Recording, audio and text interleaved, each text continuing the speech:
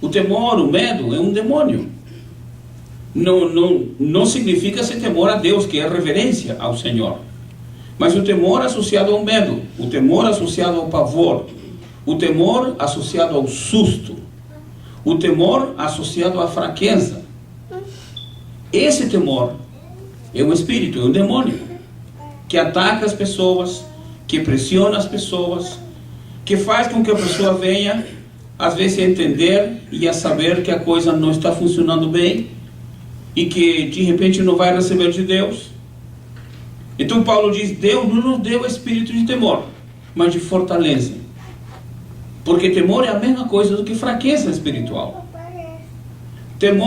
O temor debilita, enfraquece espiritualmente.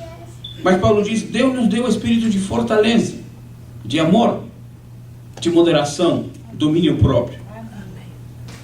Por isso a vida de fé é necessária para vencer os temores.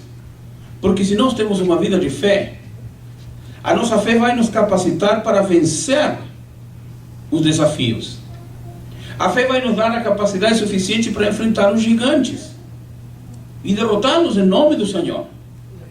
A fé vai fazer com que nós tenhamos condições suficientes para sair vitoriosos, mesmo que seja uma grande dificuldade, um grande problema, porque nós não estamos confiando em nossa própria força, não estamos confiando em nossa própria capacidade.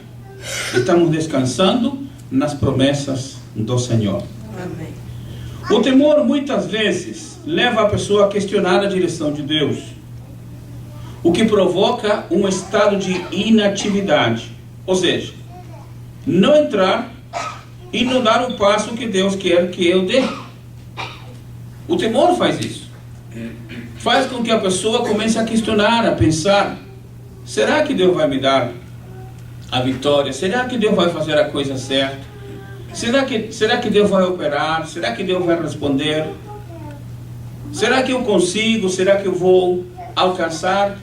São perguntas que vêm e vêm através desse espírito de temor, desse espírito de medo, para enfraquecer, para fazer com que a pessoa venha se sentir sem força, sem ânimo, sem vigor, sem disposição. É totalmente contrário à fé. Porque na fé, no Antigo Testamento, o Senhor disse ao profeta, diga ao fraco, eu sou forte. Até o fraco, diante de Deus, pode ser que é forte, por causa da fé. Foi isso que Abacuque disse, o justo viverá pela fé. Nossos ídolos, muitas vezes falam mais alto do que a voz de Deus. E alguns crentes, às vezes, pastor, mas falar que o crente tem ídolos, isso é uma coisa contrária, paradoxo. Mas João, no Novo Testamento, falou, filhinhos, fugir da idolatria. E quando João diz para fugir da idolatria, João se está referindo não a pessoas que não são crentes. João se está referindo aos crentes. Crentes que fazem suas pequenas, médias e grandes idolatrias. Pode ser um carro, pode ser um filho, pode ser um marido, pode ser a casa, pode ser a esposa, pode ser o próprio trabalho. E essas coisas vão tirando a energia, vão tirando o vigor, vão tirando o ânimo, vão tirando a disposição. Nossos ídolos muitas vezes falam mais alto do que a voz de Deus. Pois um filho, o emprego, a casa, o dinheiro, a fama, o marido, a mulher.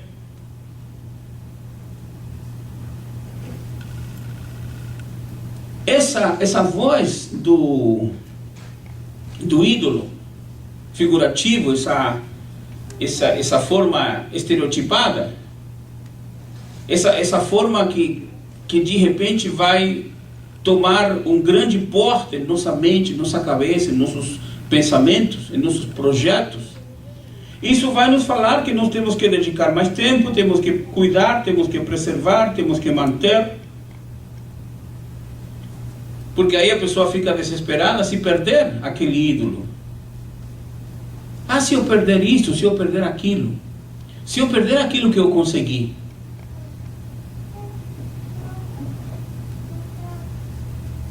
Não é fácil. Você está fazendo a obra de Deus? Estar ciente que está fazendo aquilo que agrada ao Senhor? Estar ciente que você está fazendo aquilo que Deus realmente quer que seja feito? E quando você está se preparando para ir a fazer um grande trabalho para Deus, já está fazendo o trabalho, mas se prepara para ir a fazer um grande trabalho para Deus, de repente falam que seu filho morreu.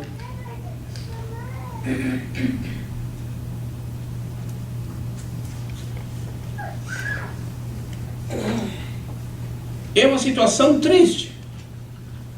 Agora, quando a pessoa chega, segura a criança em seus braços e começa a orar ao Senhor, a primeira palavra que vem aos seus lábios é obrigado, Senhor. A própria pessoa que está orando se pergunta, mas por que estou agradecendo ao Senhor? Mas aí vem a voz do Espírito. Aí vem o entendimento de que todas as coisas pertencem a Deus. E que tudo o que acontece neste mundo é uma permissão de Deus. Então a oração muda. Em vez de chorar, em vez de ser, Senhor, que a criança volte à vida, Senhor, não faça isso, não permita isso, porque eu sou teu servo. Em vez de fazer isso, diz, Senhor, obrigado, porque o Senhor me deu, o Senhor está levando. Obrigado pelo tempo que a criança esteve comigo.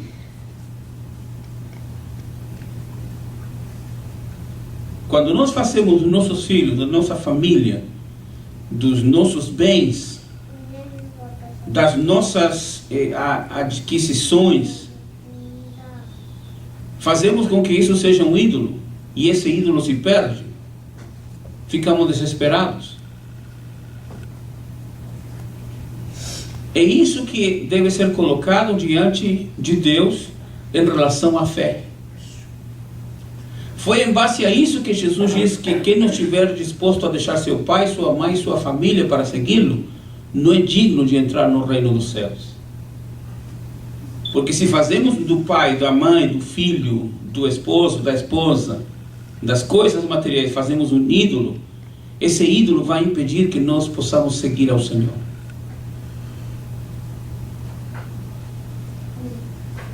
Foi nesse próprio pensamento que o Senhor Jesus Cristo disse, alguém que servir após mim. Não é para todo mundo não. Se alguém. Então o Senhor disse, se alguém que servir após mim, negue-se a si mesmo. Ou seja, negar-se a si mesmo já não é só deixar os nossos ídolos, mas deixar aquilo que nós temos como grande valor, como grande importância. Que muitas vezes fazemos uma separação entre o ídolo e eu. O ídolo é importante, mas eu sou muito mais importante. O ídolo vale para mim, mas eu valho muito mais do que o meu ídolo. Agora, quando Jesus disse, alguém que servir após mim, não está obrigado.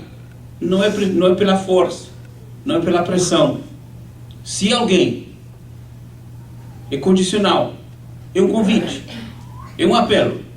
Se alguém que servir após mim, então se tomou essa decisão, tem que fazer 3 coisas.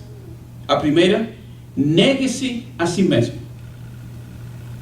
Ou seja, possa dizer como Paulo diz, já não vivo mais eu, Cristo vive em mim. Como Paulo diz, crucificado estou juntamente com Cristo. Então a primeira coisa, negue-se a si mesmo. A segunda coisa, que se a primeira coisa é difícil, a segunda coisa é muito mais difícil para uma boa quantidade de crentes. Tome a sua cruz. E a terceira coisa, também é difícil. Siga-me. Seguir ao Senhor, carregando a cruz e negando-se a si mesmo. Para ouvir a voz de Deus, então devemos de fazer-nos dos nossos ídolos. Os nossos desejos pessoais só dão atenção à voz da carne, mais nada. Ao desenvolver em nossa vida frutos do Espírito Santo, que é o domínio próprio, esse fruto é importante, porque domínio próprio significa saber tomar decisões certas, saber tomar decisões coerentes, saber pagar o preço, saber esperar o tempo necessário, estar disposto a confiar, mesmo que aconteça uma grande quantidade de coisas. Continuo ainda confiando no Senhor. Então, se a pessoa aprende a desenvolver em sua vida espiritual, em sua vida física, em sua vida de comunhão com Deus, somente um dos frutos do Espírito, que é o domínio próprio, esse fruto vai ajudar a pessoa a controlar os seus desejos pessoais e carnais. Vai lhe dar condições suficientes para tomar as decisões certas nos momentos certos. O mundo também tem a sua voz. As correntes deste mundo, a forma de pensar do mundo, a forma de viver do mundo, essa é a voz do mundo. É uma voz antibíblica, anticristã. É um mundo que tem suas normas, sua voz, seu sistema, sua forma. Por isso que Paulo, quando escreveu aos Romanos, no capítulo 12, Paulo disse para não se conformar com o mundo. Ou seja, para não tomar a forma do mundo. Porque se tomar a forma do mundo, o mundo não quer agradar ao Senhor, o mundo não quer chegar mais perto de Deus, o mundo não quer buscar ao Senhor. E é interessante que quando nós observamos a oração no Antigo Testamento, encontramos nada mais nada menos do que 12 palavras que estão associadas à oração, a buscar, a pedir. E interessante, 12 palavras para a oração e uma só palavra para a fé. Só um versículo fala de fé em todo o Antigo Testamento. Alguém dirá, pastor, mas não existe fé no Antigo Testamento? Existe. Só que existe a identificação de uma outra maneira. Fé como firmeza, fé como rocha, fé como confiança, fé como perseverança, fé como persistência mesmo, convicção.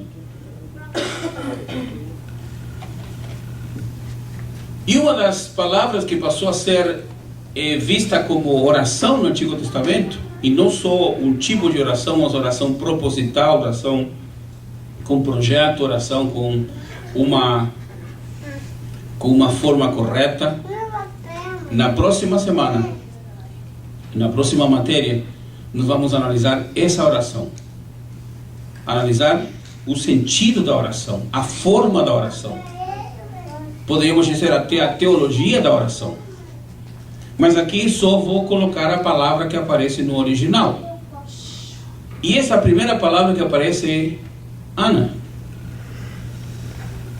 E a palavra Ana é o nome, Ana. Lembra da oração de Ana? Na próxima semana nós vamos ver teologicamente o que significa essa oração de Ana. Se todo crente puder fazer uma oração como a oração de Ana, com certeza teria grandes bênçãos. Isso vamos analisar na próxima semana. Então, Ana é uma das interjeições que se encontram na Bíblia e que significa oração.